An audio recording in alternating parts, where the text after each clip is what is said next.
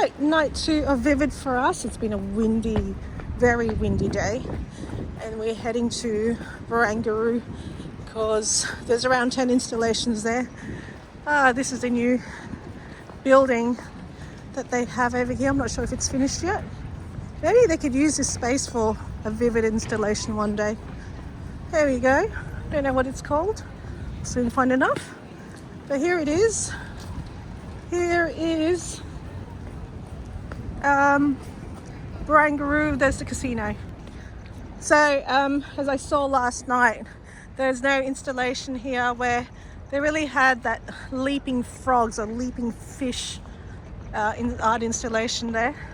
So it's just past 6 o'clock and all the installations apparently are over at the northern end where the metro is. So there's not much going on here on this southern side of Barangaroo, unfortunately.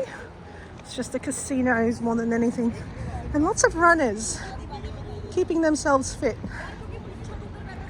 So we'll see how long it takes me to get to the first installation for this evening. So it's a Barangaroo night. As I said, with every year at Vivid, you gotta take it in.